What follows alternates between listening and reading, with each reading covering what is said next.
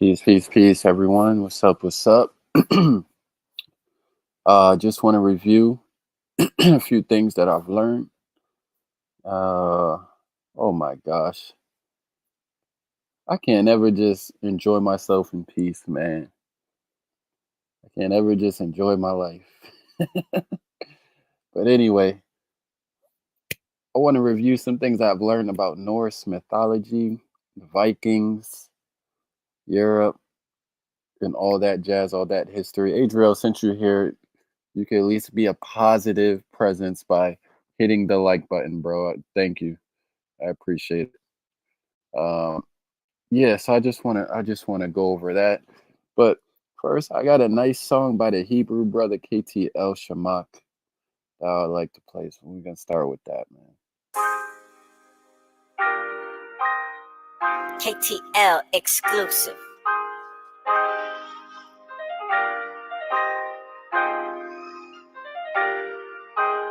You look me right in the eyes, try to tell me a lie.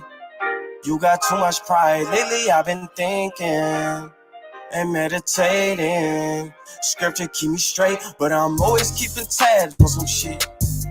I've been watching all your actions and shit. Hey, I try to be like Malachi, so I always got a script in my clip.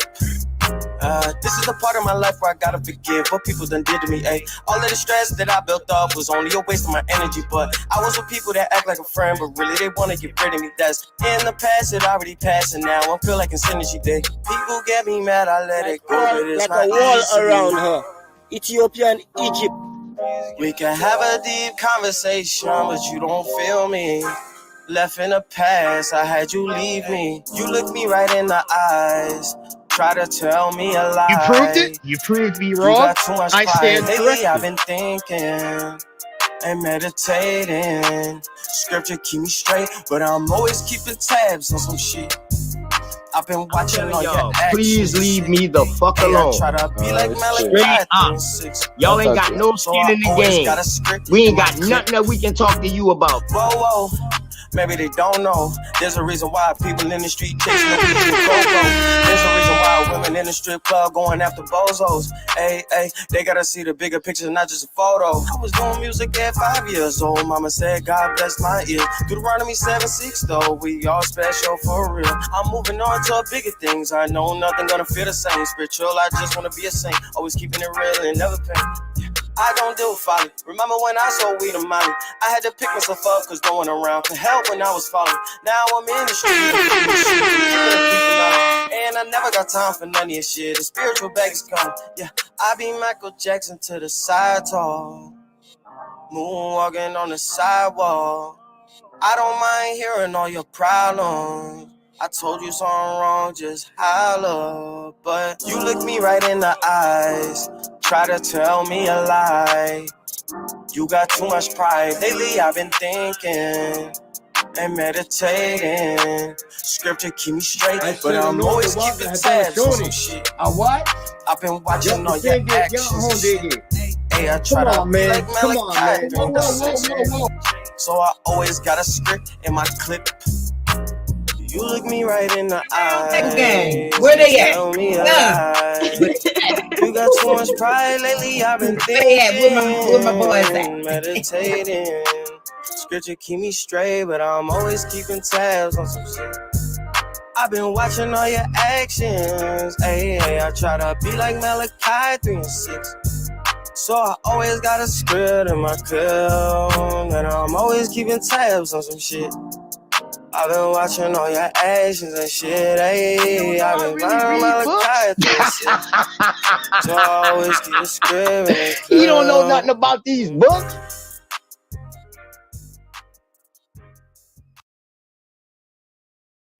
Yeah, man. Yeah, man. My people from the islands, bro. We from Trinidad, bro. On my dad's side, man. You already know.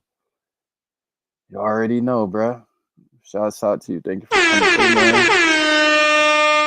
I ain't gonna be here long. I just want to go over some concepts. This is for me, so I can remember it. You know, I'm enjoying the stuff that I'm learning about this mythology. You know what I'm saying? I got one more song, man. It's my dog from Boston.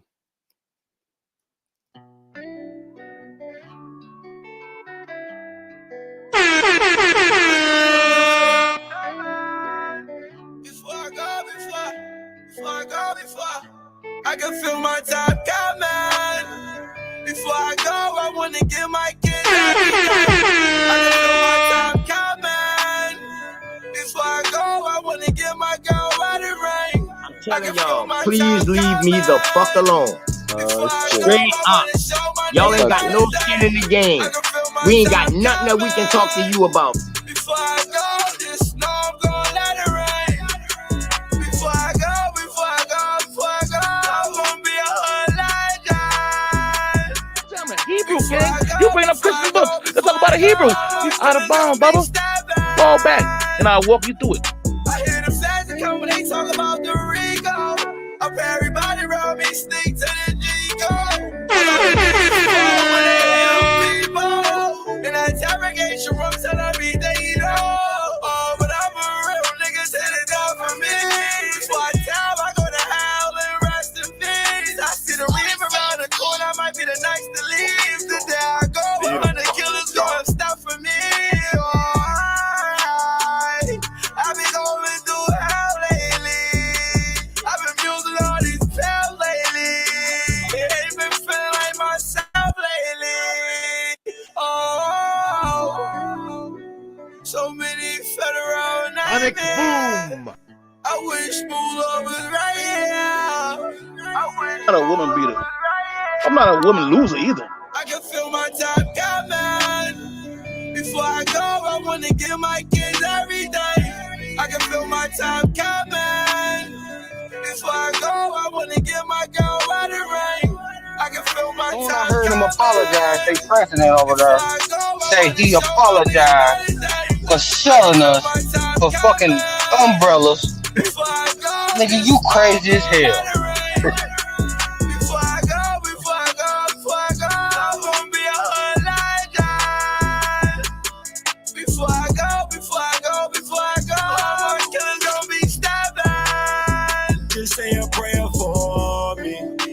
Streets every day, I know you still awake. These niggas want. All right, man, let's get into it real quick. Let me start off. I'll start off right where you started off, Zeke. I'm gonna start off right there. That's a good place to start. Days of the week. So let me go into this. Let me bring this up. Since you started there.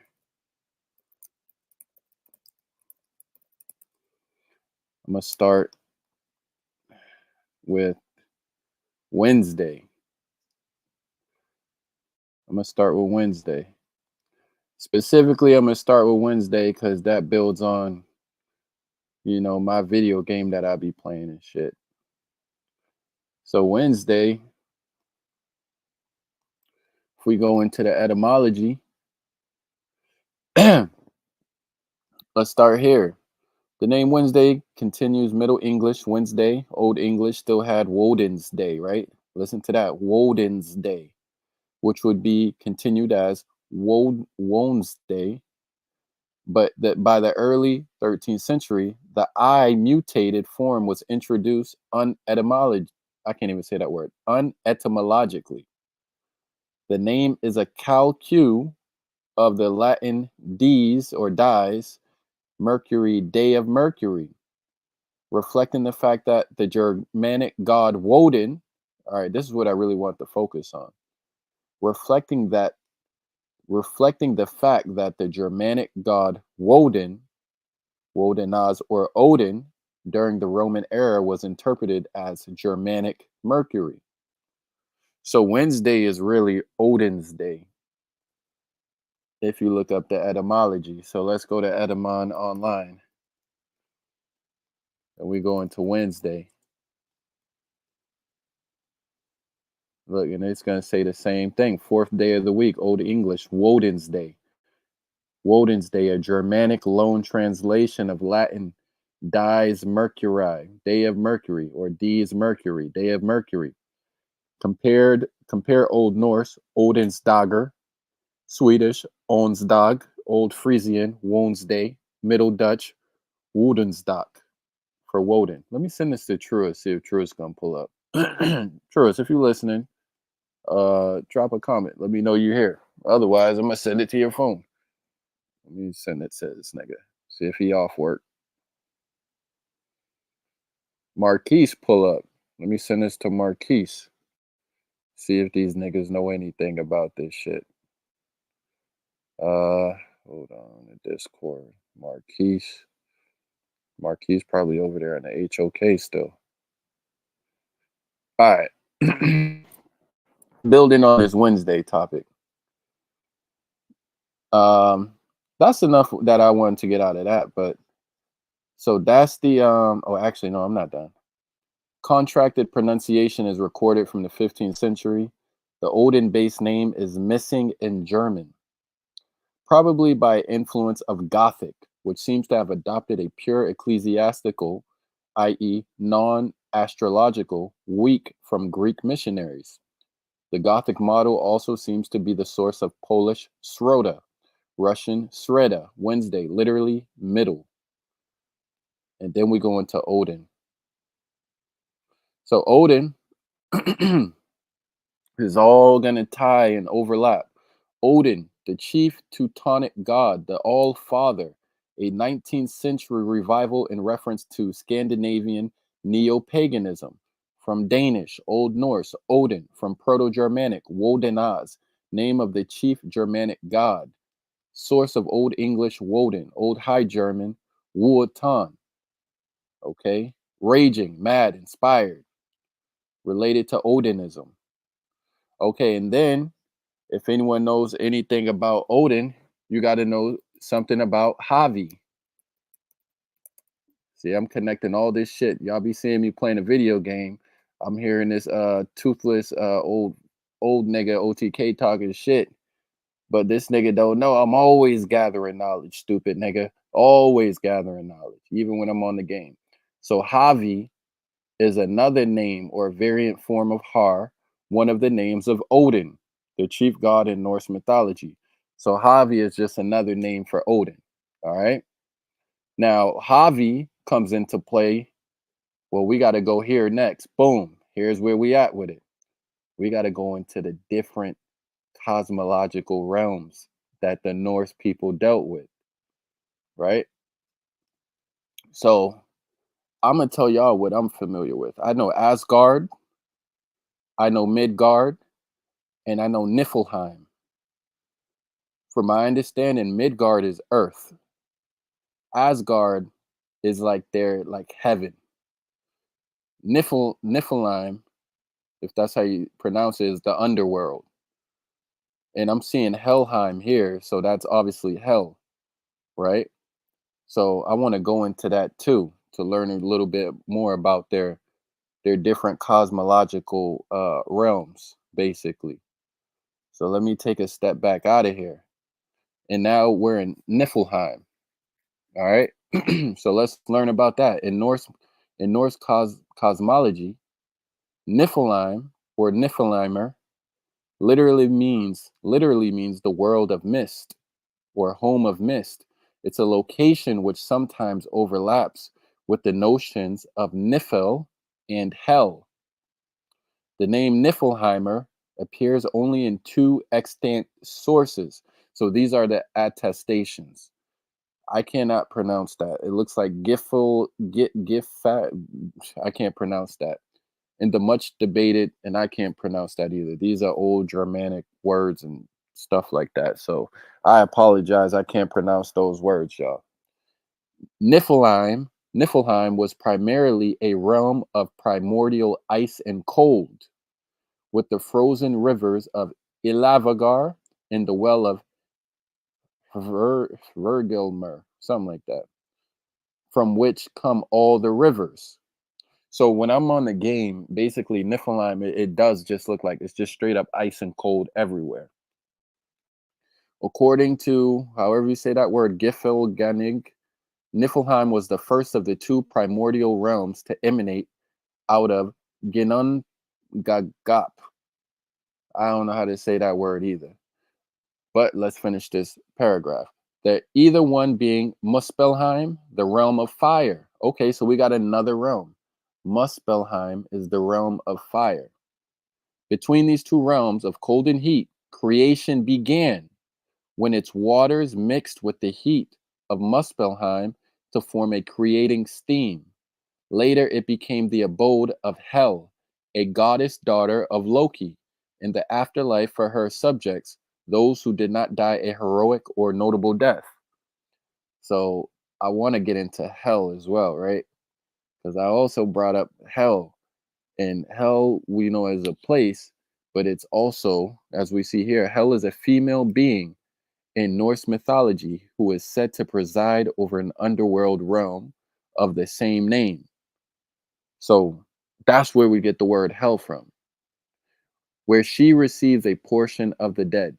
Hell is attested in the poetic Edda compiled in the 13th century. So we'll read more about that in a little bit. I want to pick up a little bit more on Niflheim. So here's the etymology of Niflheim. Nifl means mist. It's a cognate to the Old English nifal, which means dark or gloomy. Uh, Old High German nebol means fog. In ancient Greek, I can't read that. It means cloud. So it's basically a misty, cloudy, dark place. That's Niflheim. Okay, so from there, let's click here in Norse cosmology. Let's get right into it. Norse cosmology is the account of the universe and its laws by the ancient North Germanic peoples. The topic encompasses concepts from Norse mythology such as notations of time and space, cosmogony, personifications, anthropogony, and eschatology. Like other aspects of Norse mythology, these concepts are primarily recorded from earlier oral sources in the Poetic Edda, a collection of poems compiled in the 13th century, in the Prose Edda, authored by Icelander Snorri Sturluson in the 13th century. Together, these sources depict an image of 9 worlds around a cosmic tree, Yggdrasil. Okay, so now I'm starting to understand what we were seeing uh, right here. So these are the 9 worlds. These are the 9 worlds. So let me see if I could count these. We've got one Nadir with, okay, 1, 2, 3, 4. I don't know how to count these. Zenith, you got Muspelheim. I remember them talking about that. That's the warm part. So that got to be 2. This could be 3, 4, 5, 6, 7, 8. I don't know how to count them yet. I gotta get these listed out to understand them. But we learned Muspelheim, which is the warm place. We know Niflheim, which is the cold, the foggy place. Midgard is Earth. Asgard is like where they go when they die, like a heaven. Zenith, we know Zenith in our English language just to mean the top of the top. I haven't learned quite what that represents yet in their mythology, but we're gonna go through all of them.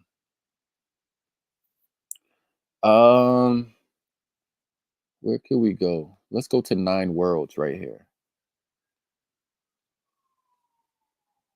What is this gonna tell us? Okay, Ibizel earlier was bringing up the giants, right? Because I was telling him how Niflheim sounds like Nephilim, and then he let me know that Nephilim has something to do with giants. So 9 worlds. It says Old Norse texts mention the existence of Niheimer, translated by scholars as 9 worlds. Okay. According to the second stanza of the poetic Edda poem, Voluspa, the 9 worlds surround the tree Yggdrasil, as recalled by a dead vulva in the poem. I want to go into this tree. Also, this was an interesting image right here. A 19th century attempt at illustrating Yggdrasil as described in the prose. Okay, so the tree is right here. And this is, someone's depiction of how they view it according to the poetic Edda. So I can't even say the word. Yggdrasil is a tree central to the Norse concept of the cosmos. The tree's branches extend into various realms, and various creatures dwell on and around it. The gods go to Yggdrasil daily to assemble at their things, traditional governing assemblies. The branches of Yggdrasil extend far into the heavens, and the tree is supported by three roots that extend far away into other locations. One to the well of Urdarbrunner in the heavens, one to the spring Hevergelmer, and another to the well Mimisbrunner. I can't really pronounce these words. Creatures live within Yggdrasil, including the dragon, Neohogger, and unnamed eagle, and the stags Dan, Duvalin, Donier, and Duraptor, something like that. And I only know how to use those accents from playing a damn game and seeing how they talk over there. So here's some poems. So this is a 1923 translation by Henry Adam Bellows, where he translate the poem to say, and this is the poem Veluspa. I remember yet the giants of yore, who gave me bread in the days gone by. 9 worlds I knew, the 9 in the tree, with mighty roots beneath the mold. And then Jeremy Dodds did a translation in 2014.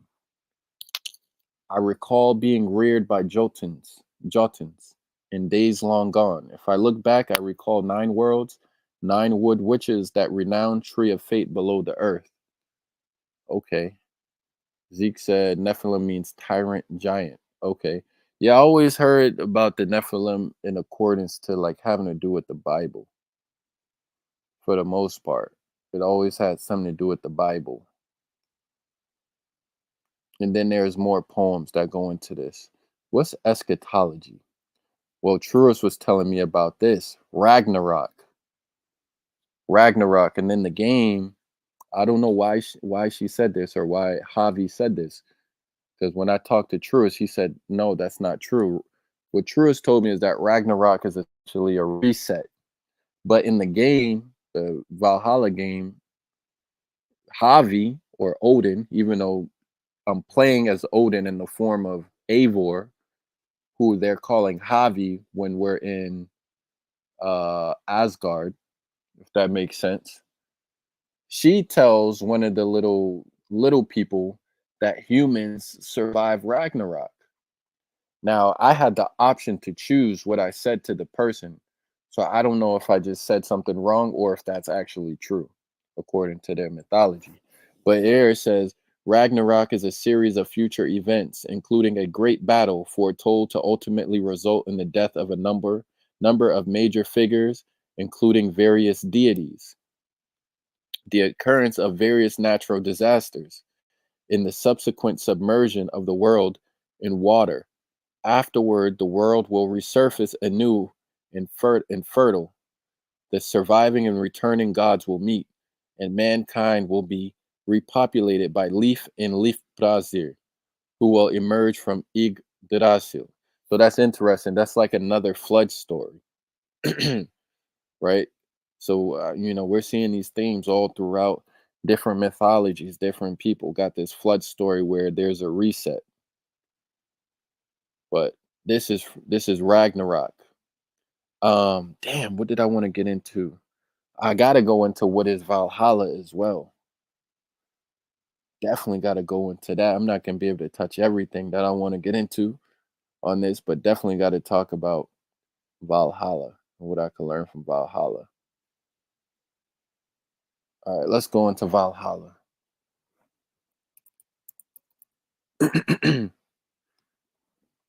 Okay, so this is for me. And okay, let's see what you say, Zeke. I think the humans fight gods in that story. Okay. Yeah, I gotta look into it more. I gotta look into it more for sure. Okay, it says in Norse mythology, Valhalla, or in Old Norse it was called Valhall, literally means the hall of the slain. Is described as a majestic hall located in Asgard and presided over by the god Odin. Half of those who die in combat enter Valhalla, while the other half are chosen by the goddess Freya to reside in Folkvanger. Okay, so I've heard this woman's name in the game, Freya, and definitely heard Odin. And I've seen the hall in the game, and I think they did a good job of depicting that hall. It just looks like it just straight up looks like heaven, what you would think heaven looks like. The masses of those killed in combat, known as the Einherjar, along with various legendary Germanic heroes and kings, live in Valhalla until Ragnarok, when they will march out of its many doors to fight in aid of Odin against the Jotnar. Now, this to me, it has a lot of biblical stuff in it, like end times, and you know what I'm saying? Like, oh, it just sounds very Abrahamic, right? These people, you go somewhere, you're almost in what you not like a limbo type area. I forget the other word for limbo. And then there's like a day of judgment, right? Like a judgment day, or something like that, or apocalypse, or some drastic event that's gonna like determine how things really end up. And I got it. What's a Jotnar? A Jotnar is a type of being in Germanic mythology.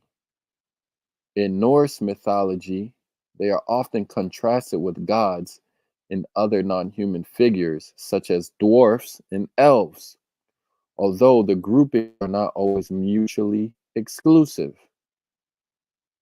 Okay, I see. It sounds like Islam. Yeah, it sounds very Abrahamic. It sounds very Abrahamic.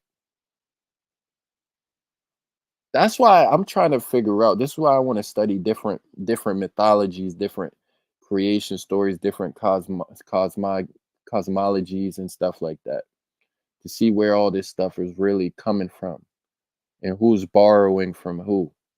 Like, where is this stuff really come from, man? That's why you can't stay stuck just studying one thing. A lot of people just stay stuck studying one thing. You can't really make sense of the world that way. All right, let's go into the etymology of Valhalla.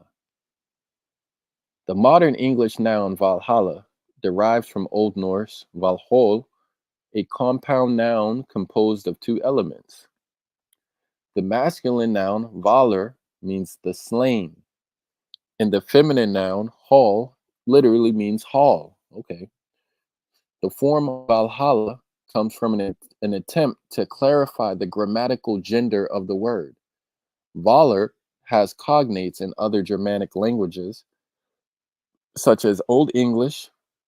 Val or Wael means the slain, slaughter, carnage. Old Saxon Waldad means murder. Old High German, battlefield, bloodbath. All of these forms descend from the Proto-Germanic masculine noun Walaz. Among related Old Norse concepts, Valr also appears as the first element of the noun Valkyrja, chooser of the slain, Valkyrie.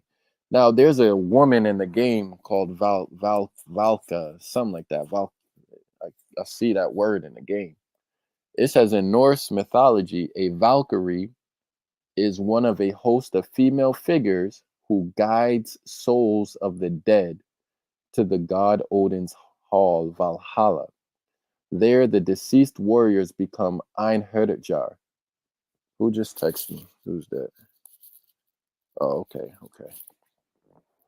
When the Einherjar are not preparing for the cataclysmic events of Ragnarok, the Valkyries bear them mead. Okay, so they guide the dead to Odin to Valhalla, basically. Those are the Valkyries. Okay, I'm good with that. And again, this is coming from the Poetic Edda. So I want to know, when was the Poetic Edda written? Because this is where all this stuff is coming from. I seen something about the 13th century. When was the Poetic Edda written? Okay, so here's the answer here. It says the Poetic Edda, also known as the Elder Edda, was written in Iceland around 1270. However, oh, you know what? I That's a very tricky thing because even though it was written at a certain time, doesn't mean that this wasn't a tradition prior to. So, however, the collection contains material that is much older, dating back to the Viking Age. So, I want to know, when is the Viking Age? We got to know, when is the Viking Age? Okay, this is the Viking Age. It starts June 8th, 793. The Viking Age in Scandinavian history is taken to have been the period from the earliest recorded raids by Norsemen in 793 until the Norman conquest of England in 1066. So that's basically, how many years is that? A little bit less than 300 years. Yep, a little bit less than like 270 years or so. 273 years, something like that. So let's go right here, man. We could go right into Vikings, since this is what I'm really studying for the most part. The Europeans believed in all of this before they borrowed. They are Germanic from the most part. Okay, yeah, I was watching something about the Europeans. Like Europe was, prior to this, Europe was populated by Celts, largely populated by the Celts. And then I know you had the Etruscans in one part as well. But it was large, like the Celts covered a vast area of land in Europe prior to, you know, I still got to do more research. I only know a little bit of a little bit. Celts and Picts. What's a Pict? I don't know what a Pict is. I feel like I heard that before, but I don't know what that is short for. What is Pict short for? What's Pict short for? All right, so when we go into Vikings, it says here, the Viking Age in Scandinavian history is taken to have been the period from the earliest recorded raids by Norsemen in 793 until the Norman conquest of England in 1066. It says the Norman conquest was the 11th century invasion and occupation of England by an army made up of thousands of Norman, French, Flemish, and Breton troops, all led by the Duke of Normandy, later styled William the Conqueror. Okay. The Normans were descendants. Wow. Okay, hold up. This is interesting. Okay, Vikings used the Norwegian Sea and Baltic Sea for sea routes to the south, but this is the interesting part right here. The Normans were descendants of those Vikings who had been given feudal overlordship of areas in northern France, namely the Duchy of Normandy, in the 10th century. In that respect, descendants of the Vikings continue to have an influence in Northern Europe. Okay, so basically, the Vikings went to Britain, conquered and pillaged and whatever, and then their descendants came later and overruled them.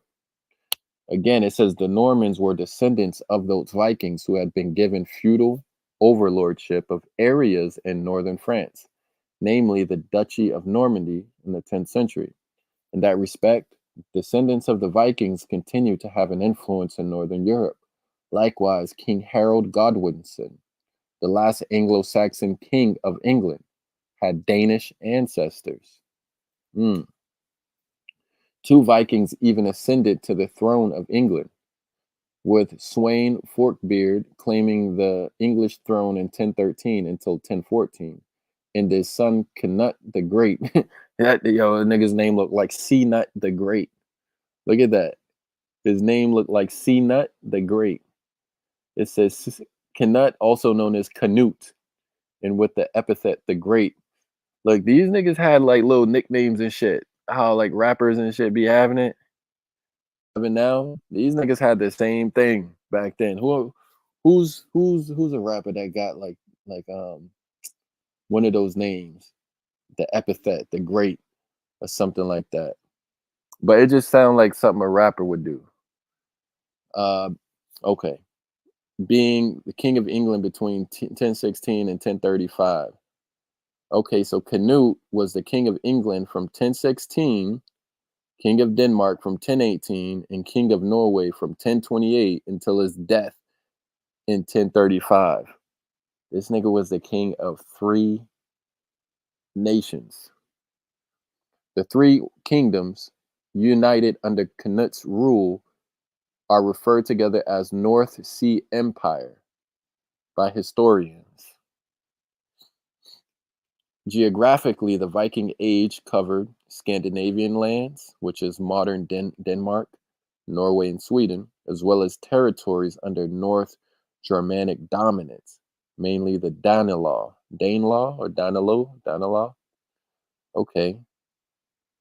Including Scandinavian York, the administrative center of the remains of the King of Northumbria, parts of Mercia, and East Anglia. Viking navigators opened the road to new lands to the north, west, and east, resulting in the foundation of independent settlements in Shetland, Orkney, and Faroe Islands. I want to look at this map. I just like looking at maps. So this is Danelaw. How do you say this shit? Danelaw? Danelaw? Danelaw? This is Danelaw, 886, England. I always bring up these maps. Northumbria, that's English territory. The red is Danish or Norse territory. So Danelaw. This is 886. And then you got English Mercia, Wessex and its dependencies. Okay. Zeke said, watch Vikings, they drop some gems. What's that? Oh, the Scottish people are the Picts. Okay. All right. Watch Vikings, they drop some gems. I've been watching this YouTube channel. I'm gonna play a video in a little bit. It's called Knowledgia. And the reason why I like that channel is because they keep everything to 10 minutes or less. So that's what I've been on. Knowledgia. Danelaw was the part of England between the early 10th century and the Norman conquest in which the laws of the Danes held sway. Ah, literally, it's Dane law. Okay. The Dane law originated in the conquest and occupation of large parts of eastern and northern England by Danish Vikings in the late 9th century. The term applies to the areas in which English kings allowed the Danes to keep their own laws. Following the 10th century English conquest, in return for the Danish settlers' loyalty to the English crown. Okay. Where do I want to go from here? Let me check what I've been dropping in that Discord because I really want to deal more so with the mythology more than the history. I wanted to really get into that, and also we could go into the days and stuff because we started off here dealing with Wednesday or Woden's Day. Let's go into Friday. Shit, let's talk about Friday.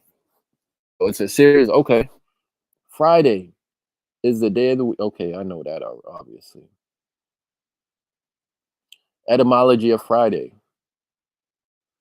The name Friday comes from the Old English frigdag, meaning the day of Frigg, a result of an old convention associating the Nordic goddess Frigg with the Roman goddess Venus, with whom the day is associated in many cultures.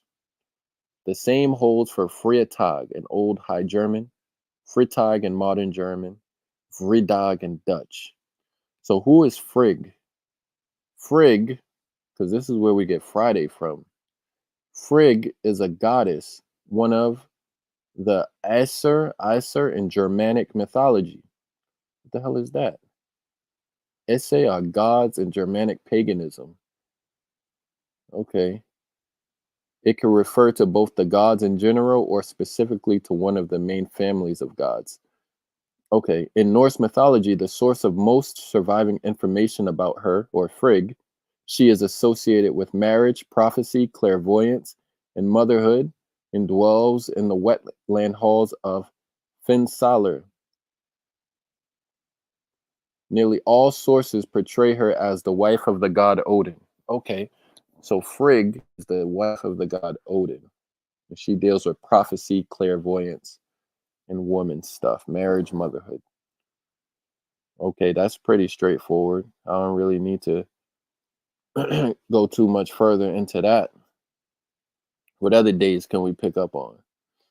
Oh, you know what? Why is it bringing up in religions? Let's go to Friday in Islam. In Islam, Friday is the day of communion, of praying together, the holy day. Yeah, we know that as Jummah. Okay, let's look at Judaism. Jewish Sabbath begins at sunset on Friday and lasts until nightfall on Saturday. There's a Jewish custom to fast on the Friday of the week of Chukat. All right, let's go to Christianity. In Christianity, Good Friday is the Friday before Easter. It commemorates the crucifixion of Jesus. Adherents of many Christian denominations, including the Roman Catholic, Eastern Orthodox, Methodist, and Anglican traditions, observe the Friday fasts. All right, let's go to Hinduism. The day is named after Shukra, son of Brigu, and Kavyamata. In Hinduism, special observances are practiced for forms of the Devi. Yo, y'all know what's interesting? That word Devi, that's Kamala Harris's middle name. I just learned that yesterday.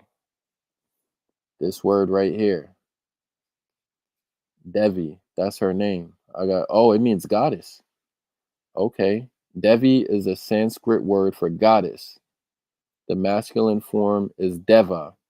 Devi and Deva mean heavenly, divine, and anything of excellence, and are also gender-specific terms for a deity in Hinduism. So Kamala, she Hindu. Her name is Hindu.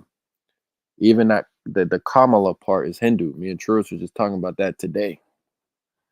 All right, Hinduism. Fridays are important for married ladies, and they worship the goddess on that day. Okay, what other days we can get in here? Oh, I seen Thursday. When okay, what about Thursday's etymology? What's the etymology of Thursday? Oh, Thor. That make damn, that's obvious. Thursday is Thor's day. And had to go into Thor on this build. I couldn't skip over Thor. So Thursday is Thor's day. Thursday is Thor's day. Okay. It says the name is derived from Old English and Middle English, meaning Thor's day. It was named after the Norse god Thor. Wow, okay. That's pretty straightforward, man. That's okay, that's straightforward. Let me go into Saturday is obviously Saturn, right? I think we know that. Yeah, that's gonna be Saturn. What other day can I get? Yeah, let's go to Saturday just to read it. Shit, may as well go through the days. Origins. Actually, yeah. Where's the etymology part? I want to go to They don't got an etymology section, so I probably got to go to origins. It says between the 1st and 3rd centuries A.D., the Roman Empire gradually replaced the 8-day Roman nundinal cycle with a 7-day week. Let's go down here. Their Germanic peoples adapted the system introduced by the Romans, but glossed their indigenous gods over the Roman deities in a process known as Interpretatio Germanica. In the case of Saturday, however, the Roman name was borrowed directly by West Germanic peoples, apparently because none of their Germanic gods was considered to be a counterpart of the Roman god Saturn. Otherwise, Old Norse and Old High German did not borrow the name of the Roman god. Okay, so they just didn't have an equivalent, so they just kept Saturn Day, Saturday. Okay. In Eastern Orthodox Church, Saturdays are days on which the Theotokos, the Mother of God, and All Saints are commemorated, and the day on which prayers for the dead are especially offered. Well, I got to go into Saturn, the Roman god Saturn, because I don't know about the Roman god Saturn, and I got to pick up on that. So Saturn is the god of the capital, time, wealth, agriculture, and liberation. He was a god in ancient Rome and a character in Roman mythology. He was described as a god of time, generation, dissolution, abundance, wealth, agriculture, periodic renewal, and liberation. Saturn's mythological reign was depicted as a golden age of abundance and peace. After the Roman conquest of Greece, he was conflated with the Greek titan Kronos. Saturn's consort was his sister Ops, with whom he fathered Jupiter, Neptune, Pluto, Juno, Ceres, and Vesta. Dang, his sister was his consort? What the hell? Excuse me. See, a lot of these deities be having so many qualities that don't really be related. Other than, okay, he's the god of generation, abundance, wealth, renewal. Okay, so he's the god of abundance, basically. That's Saturn. Abundance pretty much sums up who he is. God of time, generation, dissolution. Dissolution means to dissolve, though, right? I'm trying to figure out how that's related. Okay. Abundance, wealth, agriculture, renewal, and liberation. Okay, let's get out of there. We know Monday is the moon. Is Monday Moon Day? Moon Day? Or Mars Day? Or something like that? What's Monday? Let me look up Monday. Monday. Names. Day of the moon, right. The names of the day of the week were coined in the Roman era in Greek and Latin, in the case of Monday, as dies lunae, which means day of the moon. Many languages use either terms directly derived from these names or loan translations based on them. The English noun Monday derived from sometime before 1200 from Moonaday. Excuse me, 1 second. Check. Okay. All right. Then I got to go into Tuesday and then I'm good. All right. So Old English Monondag and Mondag literally meaning moon's day. Okay. A depiction of Mani, the personified moon, and his sister Sol, the personified sun from Norse mythology. So me and Truist actually talked about Sol before, so this is familiar. All right. Let's go in. Yeah, maybe we'll go into Tuesday. So I'm not familiar with Tuesday, where that comes from. Tuesday, the English name is derived from Middle English. Wow, okay, that makes sense. I think Tyr is in the game, actually. Middle English Tuesday from Old English Tiwi's Day, meaning Tiwi's Day, the day of Tiwi or Tyr, the god of single combat, law and justice in Norse mythology. Yep, Tyr is in the game. Tyr was equated with Mars in the Interpretatio Germanica, and the name of the day is a translation of Latin Dies Martis. So I gotta go into Tyr now.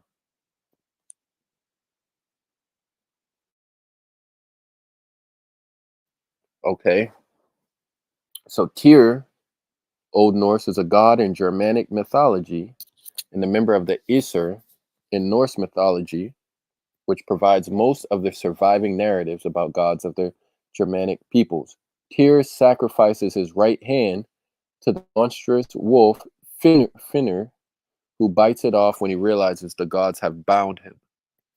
Tyr is foretold of being consumed by the similarly monstrous dog Garmr during the events of Ragnarok. So I thought this wolf was his son or some weird stuff like that. Unless I'm getting the narrative of the game wrong. So Tyr is the god of single combat. So I want to go into that whole single combat concept. Okay, it's straightforward. It's exactly what it sounds like. Okay, so those are all the days of the week. So Monday is Moon Day, Tuesday is Tyr, Wednesday is Woden or Odin, Thursday is what the fuck is Thursday again? Thor. Thursday is Thor, Friday is Frigg, Saturday is Saturn, Sunday is I don't think I did Sunday. It's probably the sun, right? Like duh. Let's see. Etymology. Oh, we did do Sunday. Wait. The name Sunday, the day of the sun, is derived from Hellenistic astrology, where the 7 planets, known in English as Saturn, Jupiter, Mars, the Sun, Venus, Mercury, and the Moon, each had an hour of the day assigned to them, and the planet which was regent during the first hour of any day of the week gave its name to that day. During the 1st and 2nd centuries, the week of 7 days was introduced into Rome from Egypt. During the 1st and 2nd centuries, the week of 7 days was introduced into Rome from Egypt, and the Roman names of the planets were given to each successive day. Aha! Germanic peoples seem to have adopted the week as a division of time from the Romans, but they changed the Roman names into those of corresponding Teutonic deities. Hence, the Dies Solis became Sunday, German Sonntag. What's Teutonic deities? The Teutons were an ancient northern European tribe mentioned by Roman authors. The Teutons are best known for their participation, together with the Cimbri and other groups, in the Cimbrian War with the Roman Republic. Okay, I never heard of them before. Let's go into this Germanic peoples concept, and then I'm going to play some videos before I close this down. The Germanic peoples were tribal groups who lived in Northern Europe in classical antiquity in the early Middle Ages. So I know the early Middle Ages is probably somewhere between like the year 500 and 800 or 500 to 1000, something like that. Yep, 5th to the 10th century. So that's like the 400s into the 900s, basically. Classical antiquity would be is a period of cultural European history between the 8th century BC and the 5th century AD. Okay, that's 1300 years. That's too broad to me. Okay. Goths. We got to go into Goths. In modern scholarship, they typically include not only the Roman era Germani, who lived in both Germania and parts of the Roman Empire, but also all Germanic speaking peoples from this era, irrespective of where they lived, most notably the Goths. So, who's this Germani people? Germania, also more specifically called Magna Germania, Germania Libera, or Germanic Barbaricum, to distinguish it from the Roman provinces of Germania. Rome is all over the place. They got their fingerprint on everything. I got to study Rome. The Goths. Let's go into the Goths. Because what we know today is Goth is a culture, a dark culture that a lot of people love and participate in. You know, I'm walking down the street this past weekend and I'm just seeing Gothic art, Gothic fashion. So the Goths were Germanic people who played a major role in the fall of the Western Roman Empire. in the emergence of medieval Europe. Okay, okay. In the late 4th century, the lands of the Goths were invaded from the east by the Huns. Those are Asians. Okay. In the aftermath of this event, several groups of Goths came under Hunnic domination, while others migrated further west or sought refuge inside the Roman Empire. Goths who entered the empire by crossing the Danube inflicted a devastating defeat upon the Romans at the Battle of Adrianople in 378. These Goths would form the Visigoths, and under their king Alaric I, they began a long migration, eventually establishing a Visigothic kingdom in Spain at Toledo. Meanwhile, Goths under Hunnic rule gained their independence in the 5th century. Most importantly, the Ostrogoths under their king Theodoric the Great.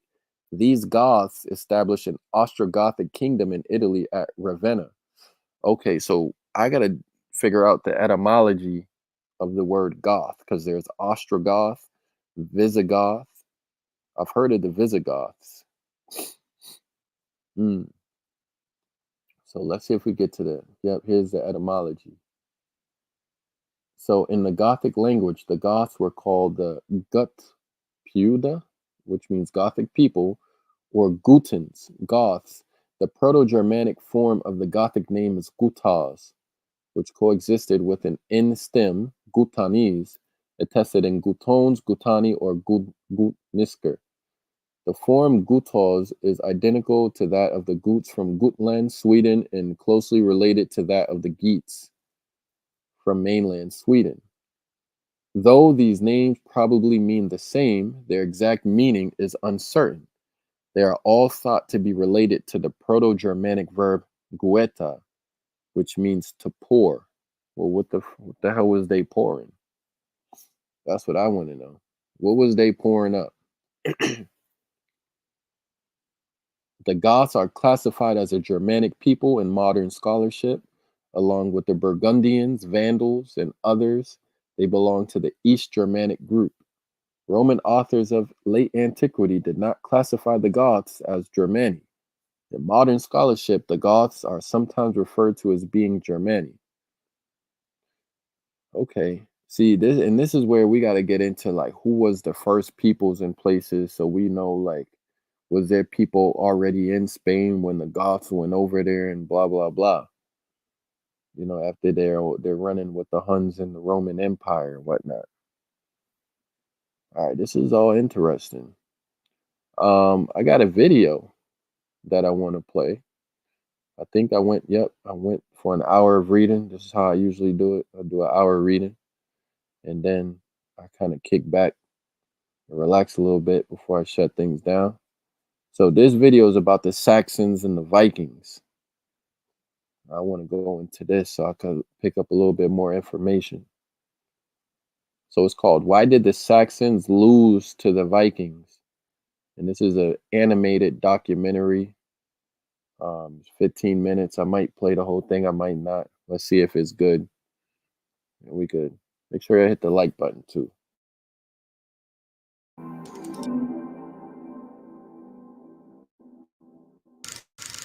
It has long been argued that the Anglo-Saxons were war-making people.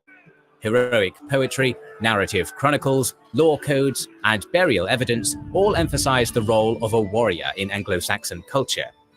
As the historian Eric John explains, Anglo-Saxon society was so violent that a central part of its politics, its life even, was fighting and making war. However, when the Danes and Norsemen of the Great Heathen Army arrived upon English shores, they swept through Saxon lands like a firestorm, with only the Kingdom of Wessex providing any meaningful resistance. This begs the question, why did the Saxons, a people historically known for their skill in war, fare so poorly against the invaders in the Viking Age?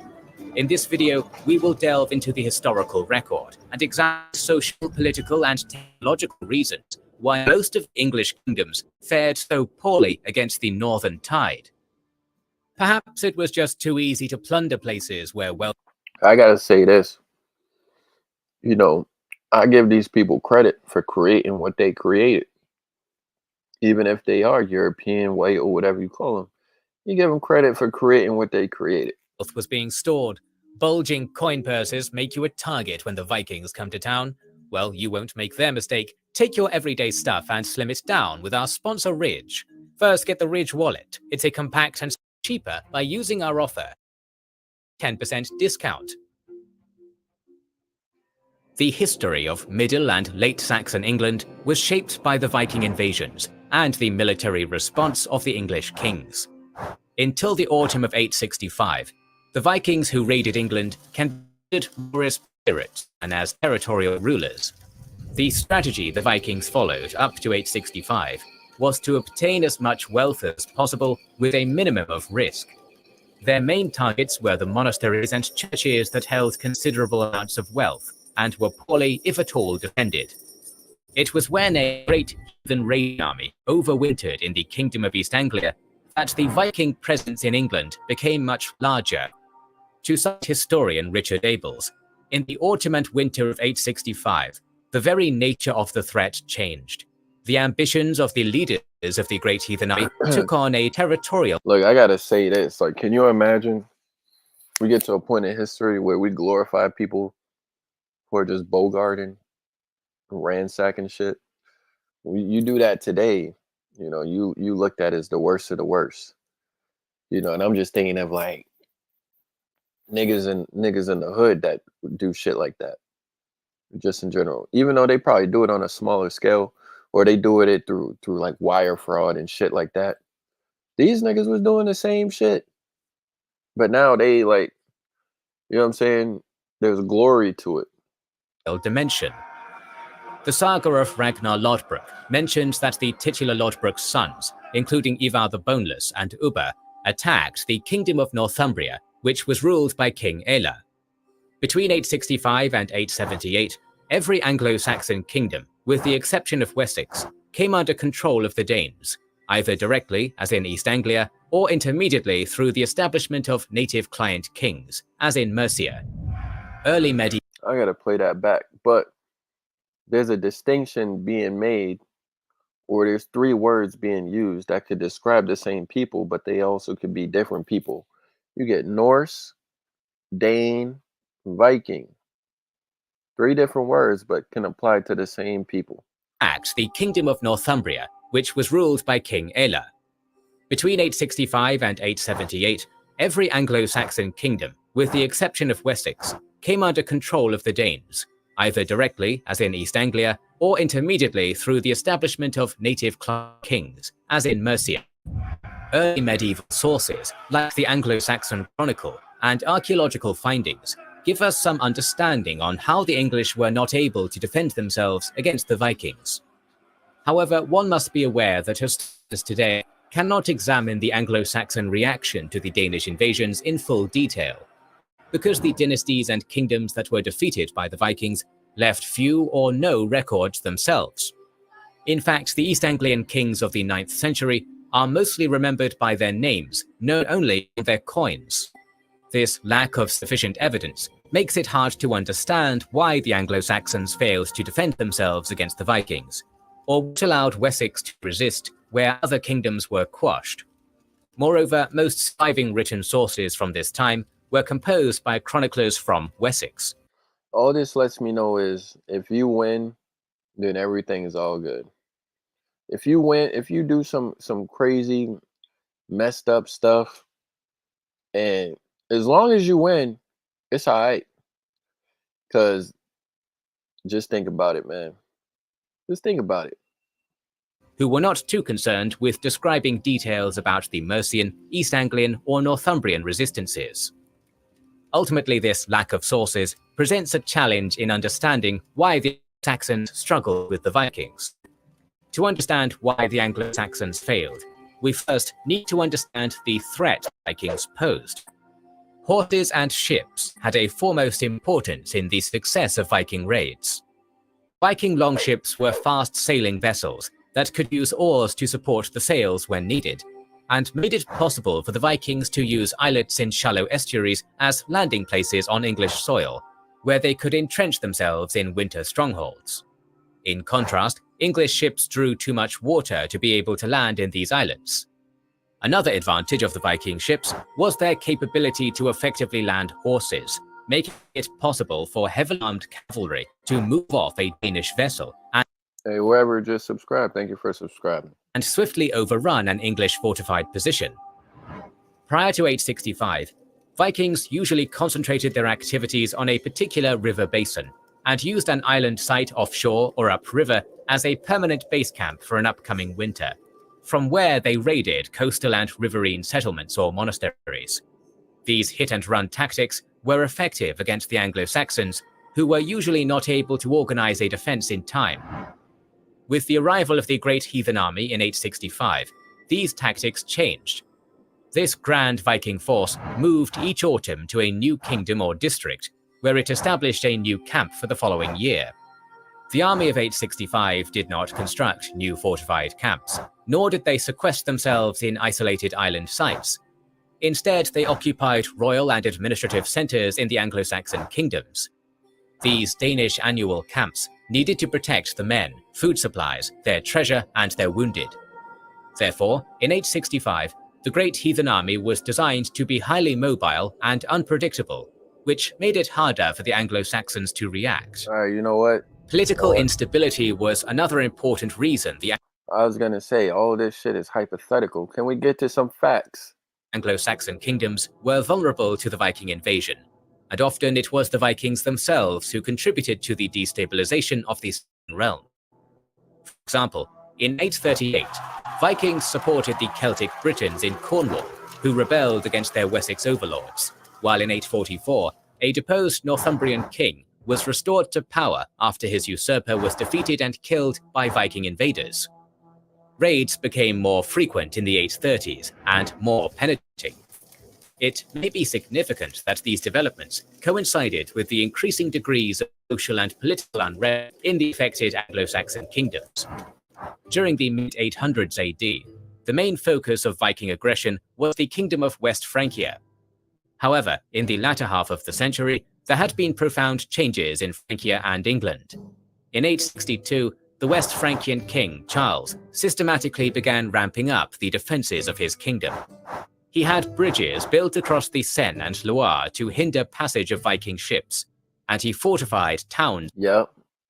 So they started building bridges, and they would chain riverways so that you couldn't take your boat through the riverways. And abbeys. Charles's defensive measures proved fruitful, and many Vikings began to concentrate instead on England. While Francia slowly stayed, the British Isles were not able to overcome its political instability when the Great Heathen Army arrived in 865. We must also stress the importance of religion and religious life when discussing Anglo-Saxon vulnerability. I was just about to talk about that. Notice they calling the Vikings heathens, right? Because they believe in a different. We just went over their beliefs, their religion, or their. I don't want to call it religion, but you know, they heathens to the religious life they about to talk about, the Anglo-Saxons. In places that were frequently raided, the organization of the Christian church was certainly limited. Long-established religious houses that were scattered throughout the Anglo-Saxon kingdom were destroyed by Viking armies. Their communities were slaughtered or scattered, their books and other possessions burned or destroyed, their treasures looted, and their controlled lands were brought under secular control or taken over by force by the king. The quality of religious life in England had been affected not only by the Viking raids, but also by negligence and complacency. King Alfred believed that the raids were rather an effect than a cause of neglect and decline, asserting that the Vikings arrived because of God's displeasure with the Anglo-Saxon people. With the lack of sources about East Anglia, it is hard to assume why the easternmost Saxon kingdom was not able to resist the Viking invasion in various aspects. There is no evidence that supports a rise or decline of the kingdom during the 9th century. Okay, I respect that. So they saying, you know, there's really no surviving sources that talk about, why the Vikings were able to do this, because they were burning everything. So I respect that. The only sources that are beneficial to us are records of the arrival of the Great Heathen Army in Kent. Here the Vikings plundered the land, even though a tribute, referred to as Danegeld, had been paid by the locals. The raiders continued moving further into East Anglia, which was currently ruled by King Edmund. Initially, there was no conflict between the Anglo-Saxons and the Great Heathen Army. The Vikings made their way to Edmund's court.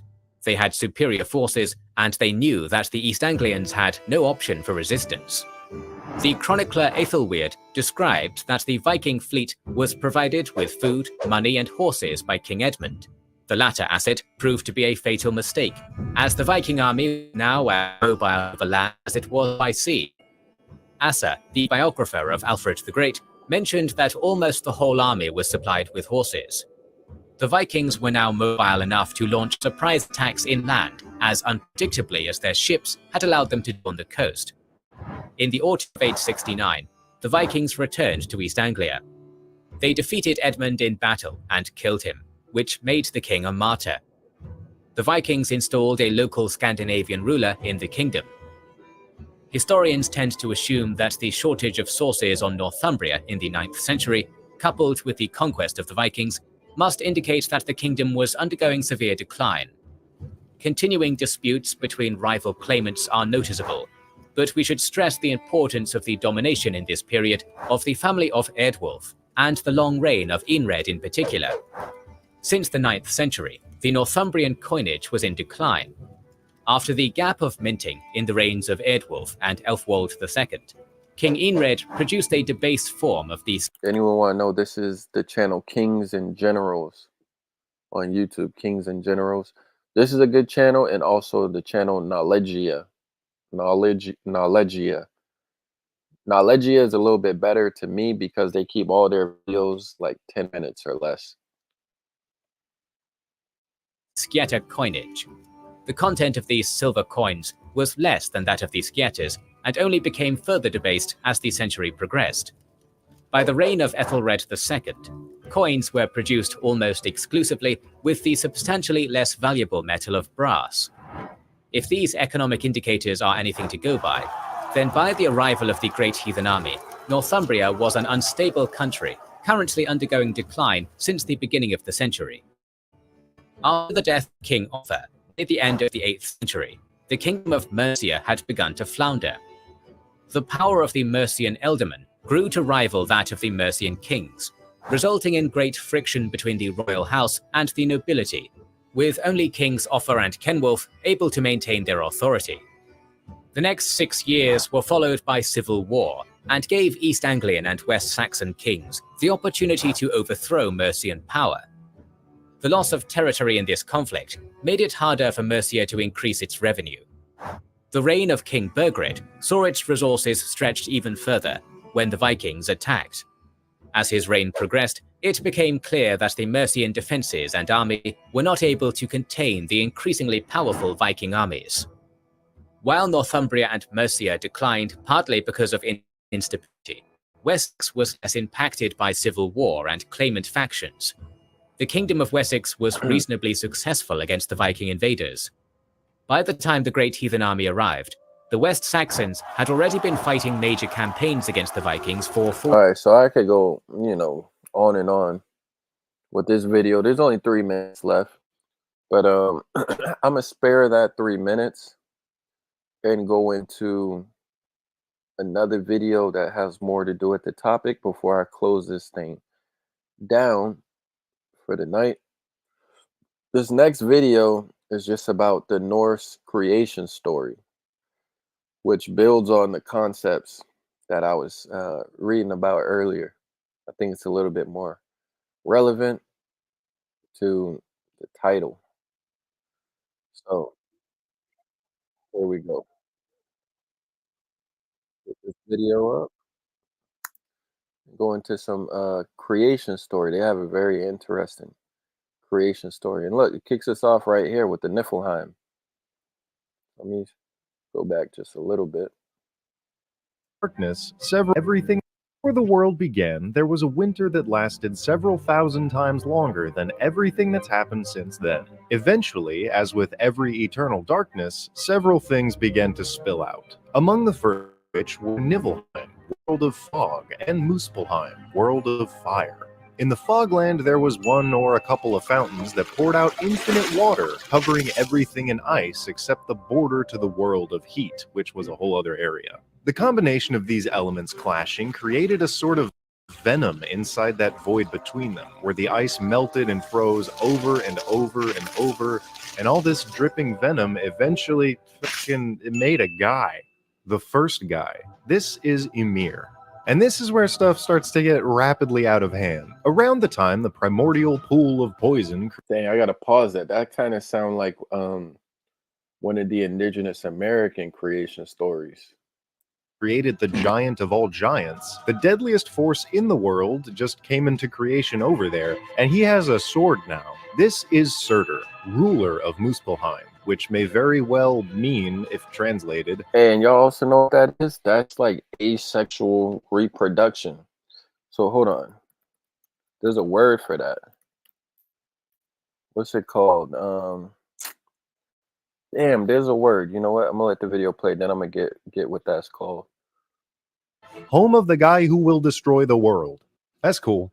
So he wakes up and he just starts swinging his big goddamn sword at the ice because he wants to. He does this like forever. I assume at this point, after having been born, Ymir is just taking a nap. But because Surtur cannot stop swinging his sword, eventually, from the ice, he thaws out Old Bessie. Yep, the order of primeval beings entering creation goes, and I'm quoting, guy bigger than the planet, guy who's gonna ruin everything, and then a cow with massive titties big enough to create 4 rivers of ever-flowing milk.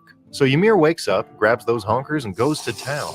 It's kind of funny to me that the stupid joke that people make about, oh, who's the craziest guy that at one point decided to drink cow milk? And they usually think it's some dude named Carl or Toby or Kevin in medieval times wearing a coif. But according to the Vikings, it's actually the second thing that anyone ever did, next to that thing that Tobuscus did in Minecraft. The cow freaks out, losing its nutrients, and starts licking the ice to get the salt inside. That's the next thing that happens. And this is where things get even crazier than poison creating the first guy who wanted milk. I believe, well, Ymir drank, the cow licked, and emerging from the ice with no explanation is Buri. I can't remember the word. Can someone... It's not asexual reproduction. What's the word when you get like a spontaneous... I don't want to say birth, but like it's an alternative to reproduction where you get something that comes to be. I forget what it's called. Does anyone know what I'm trying to describe here? Man, I forget what it's called. Buri, first of the Norse gods, just yanked from the ice after being licked for 3 days straight. I'm guessing he was the source of salt. Speaking of salt, Ymir, happy and with a belly full of warm milk, takes a nap and starts to sweat like hell. Buri gets up and, walking around on baby legs, kinda just goes off to do his own thing for a minute. He leaves the story. While Ymir sleeps, the absolute stink of his armpits and thighs creates little oceans of sweat, and emerging from each stank pit were his children. This armpit lady, this armpit dude, and the 6-headed evil child from beneath his loins. This guy's got 6 heads and he's made from ball sweat. I want to fight him in D&D. Oh yeah, also the 6-headed dude craps out a guy named Burgelmeyer. This little family of monsters just waddle around a bit being evil because they're made of poison and cow milk sweat. And then Buri comes back with his son, Bor. I don't even think Buri knows how he did that. They look at this awful-smelling pile of a family and instantly decide that war should be waged eternally. Some amount of time passes and they keep hitting stalemates, with more giants showing up inexplicably. Then Bor, son of Buri, gets a look at the voluptuous Bestla, a lady giant of the 3rd generation, and it says they get married, so let's go with that. Bing bang boom, 3 beautiful half-giant toddlers. Their names, Rage, Desire, and Action.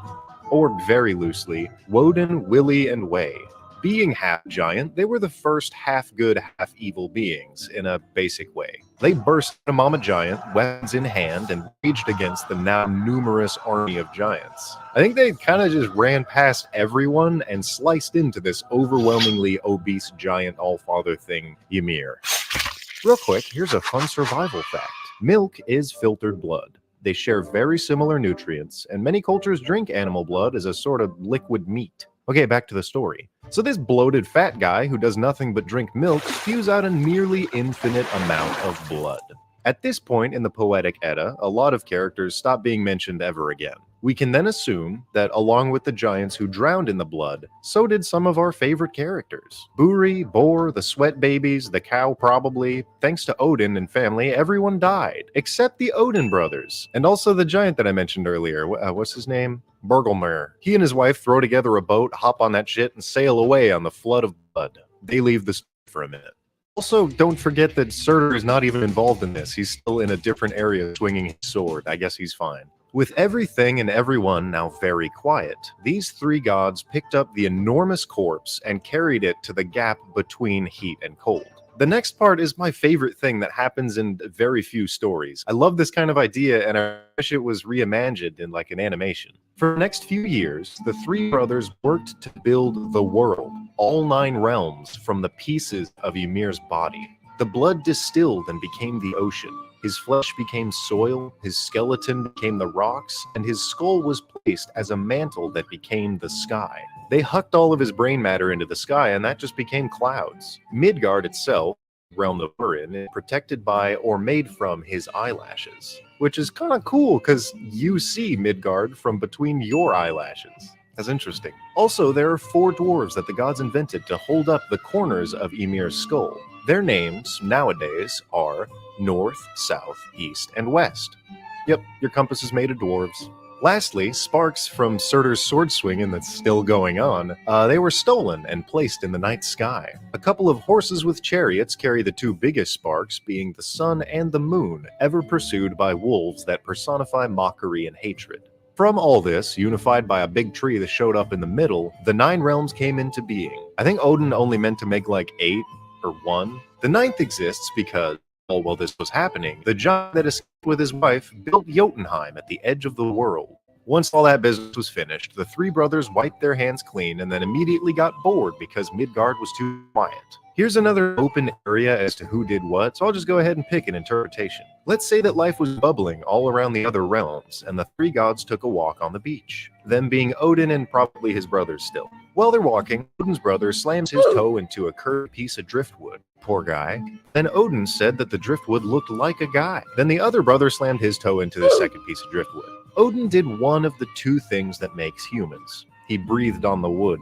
The bark on the driftwood peeled back, revealing a couple of peoples. One had a peenie and the other had a vagini. One brother, Willie the Thinker, gave them intelligence. And then the other, Way, gave them the power to see and hear and talk and smell. At this point, time begins to pass. Other gods show up, probably from the ice or something else, and one of them is Odin's wife now.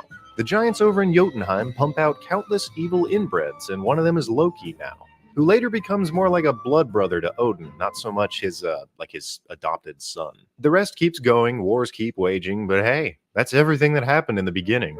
A couple notes here. All this info is from the Poetic Edda, mainly something called Volspa, where a lady called a Volva talks to Odin. There's also a different poem where a giant battles Odin with riddles and stuff, and he loses. It mentions some of this stuff. Norse culture was majorly orally told, most of it being lost a long time ago, save for these poems. Then, after Christianity attacked, some Christian asshole named Snorri in the early 1200s, or whoever wrote it a couple years ago, added more to Norse culture. But the writing is riddled with shit like, the stupid dummy-dumb northerners who did not know about the loving savior Jesus Christ believed this.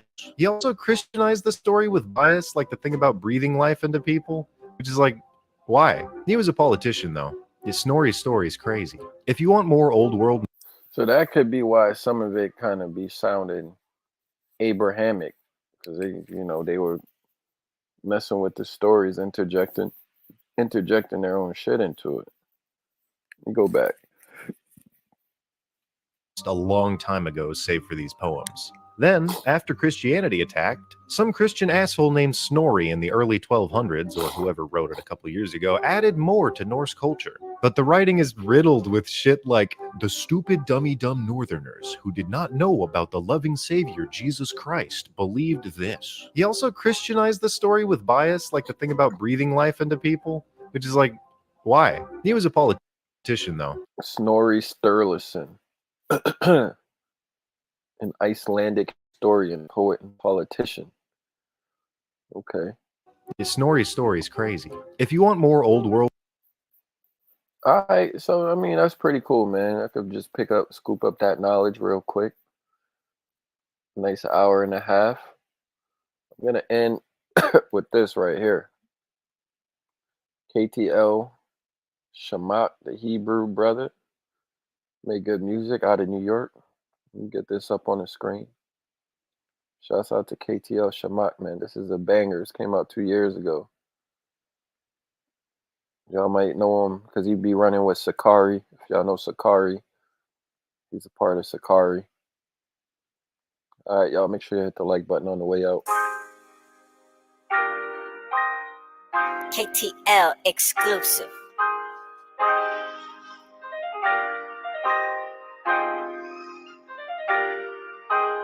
You look me right in the eyes, try to tell me a lie. You got too much pride. Lately I've been thinking and meditating. Scripture keep me straight, but I'm always keeping tabs on some shit. I've been watching all your actions and shit. Hey, I try to be like Malachi 3 and 6. So I always got a script in my clip. This is a part of my life where I gotta forgive what people done did to me, ayy. All of the stress that I built up was only a waste of my energy, but I was with people that act like a friend, but really they wanna get rid of me. That's in the past, it already passed, and now I feel like in synergy day. People get me mad, I let it go, but it's not easy. We can have a deep conversation, but you don't feel me. Left in the past, I had you leave me. You looked me right in the eyes, try to tell me a lie. You got too much pride. Lately I've been thinking and meditating. Scripture keep me straight, but I'm always keeping tabs on some shit. I've been watching all your actions and shit. Hey, I try to be like Malachi 3 and 6. So yeah, I always got my bad, bro, if I jumped the gun. Yeah, I was just telling you never got There's to a reason why apologize people for in the shit. street chasing the weed and cocoa. There's a reason why women in the strip club going after bozos. Hey, they gotta see the bigger picture, not just a photo. I was doing music at 5 years old. Mama said, God bless my ear. Like a wall around her. Though. We all special for real. I'm moving on to bigger things. I know nothing gonna feel the same. Spiritual, I just wanna be a saint. Always keeping it real and never pay. I don't do folly. Remember when I sold weed and money? I had to pick myself up cause no one around to help when I was falling. Now I'm in the street. When I heard him apologize, they pressing it over there. Say he apologized for selling us for fucking umbrellas. Nigga, you crazy as hell. I don't mind hearing all your problems. I'm not a woman beater. I'm not a woman loser either. But you look me right in the eyes, try to tell me a lie. You got too much pride. Lately I've been thinking and meditating. Scripture keep me straight, you bring but up I'm Christian always books. keeping Let's talk about a tabs Hebrew. on some You shit. out of bounds, Bubba. I've been watching Fall all back, your and I'll walk you actions through and it. shit. Hey, I try to be like Malachi 3 and 6. So I always got a script in my clip. You proved it. You proved me wrong. I stand corrected. And tell me a lie. You got too much pride lately. I've been thinking. I'm not them niggas you've been dealing with, Bubba. Scripture keep me straight, but I'm always keeping tabs on some shit.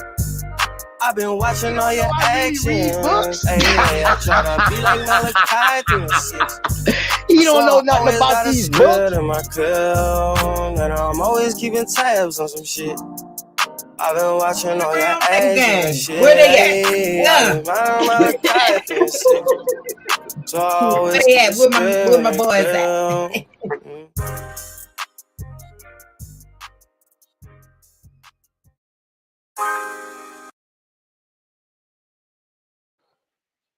Nothing that we can talk to you about. All right, y'all, we out of here, man. Thank y'all for coming through. Enjoying the nice little build, man. Appreciate y'all, man. Appreciate y'all. We will have to read that source all over again because OTK did that no justice.